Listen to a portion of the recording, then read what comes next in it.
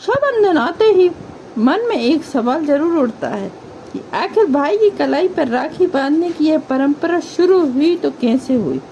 सबसे पहले राखी बांधी थी किसने बांधी थी और इसके पीछे क्या कारण था। हिंदू धार्मिक परंपराओं में रक्षाबंधन से जुड़ी कई कथाएं प्रचलित हैं। उनमें भगवान श्री कृष्ण और द्रौपदी से जुड़ी कथा सबसे प्रसिद्ध है।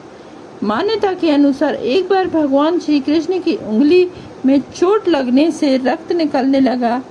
यह देखकर द्रौपदी ने तुरंत अपनी साड़ी का एक टुकड़ा फाड़कर भगवान कृष्ण की उंगली पर बांध दिया। द्रौपदी ने यह काम किसी स्वार्थ के लिए नहीं बल्कि भगवान कृष्ण के प्रति अपने स्नेह और आत्मीयता के कारण किया था। भगवान ने द्रौपदी के इस प्रेम को स्वीकार किया और उनकी रक्षा का वचन दिया। आगे चलकर जब द्रौपदी पर संकट आया तब भगवान श्री कृष्ण ने उनकी लाज की रक्षा की। इसीलिए रक्षाबंधन का भाव केवल धागा बांधना नहीं बल्कि प्रेम, विश्वास, सुरक्षा और रिश्ते की जिम्मेदारी निभाना है। आज भी जब बहन अपने भाई की कलाई पर राखी बांधती है तो वह उसके सुखी, स्वस्थ और सुरक्षित जीवन की कामना करती है और भाई अपनी बहन की रक्षा, सम्मान और हर परिस्थिति में साथ देने का संकल्प लेता है। अब जानते हैं कि 2026 में रक्षाबंधन कब मनाया जाएगा और इस दिन कौन कौन से विशेष सहयोग बन रहे हैं।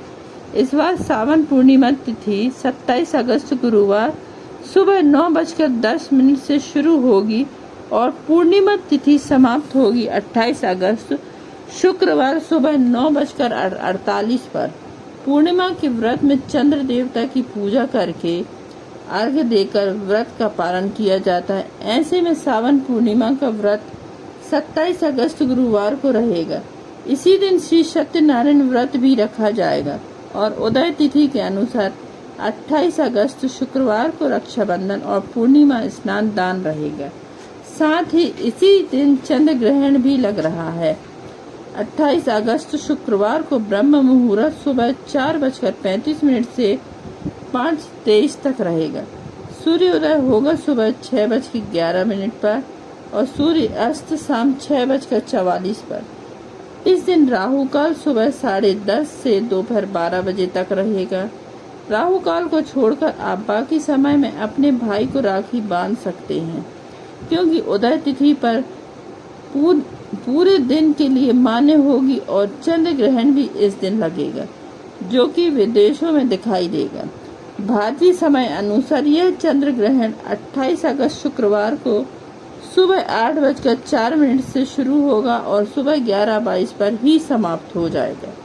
अब जानते हैं भद्रा के बारे में क्योंकि इस बार पूर्णिमा के दिन भद्रा काल भी रहेगा। भद्रा का वास मृत्यु लोक में रहने वाला है और मृत्यु लोक की भद्रा सबसे ज्यादा अशुभ प्रभाव वाली मानी जाती है।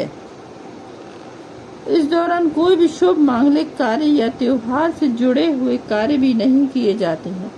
पूजा पाठ से जुड़े हुए कार्य इस दौरान आप कर सकते हैं क्योंकि इस बार 27 अगस्त दिन गुरुवार को भद्रा सुबह 9:08 से शुरू होगी और भद्रा काल की समाप्ति गुरुवार को ही रात 9:32 पर होगी। ऐसे में पूर्णिमा व्रत के दिन ही भद्रा काल रहेगा तो इस दौरान आप शाम की पूजा भी भद्रा काल के दौरान कर सकते हैं। पूजा पाठ के अलावा सत्यनारायण भगवान की कथा भी कर सकते हैं। लेकिन रक्षाबंधन के दिन क्योंकि भद्रा सुबह ब्रह्म मुहूर्त से ही पहले समाप्त हो चुकी होगी, ऐसे में 28 अगस्त शुक्रवार को भद्रा का कोई भी प्रभाव नहीं रहेगा। इसलिए भद्रा रहित काल में आप रक्षाबंधन का त्योहार इस बार मना पाएंगे। तो अब एक बार सभी महत्वपूर्ण समय को क्रम से समझ लेते हैं। सावन पूर्णिमा का व्रत और सत्यनारायण व्रत 27 अगस्त गुरुवार को रहेगा। रक्षाबंधन का त्योहार और सावन पूर्णिमा 28 अगस्त शुक्रवार को मनाई जाएगी। भद्रा काल 27 अगस्त गुरुवार को सुबह 9:08 से रात 9:32 तक रहेगा। रक्षाबंधन के दिन राहु काल सुबह 10:30 से दोपहर 12 बजे तक रहेगा। राखी बांधने का 28 अगस्त को सुबह 5:57 से 9:48 तक रहे। उम्मीद है आपको आज की वीडियो पसंद आई हो। अगर पसंद आई हो तो लाइक, शेयर, सब्सक्राइब करना ना भूलें।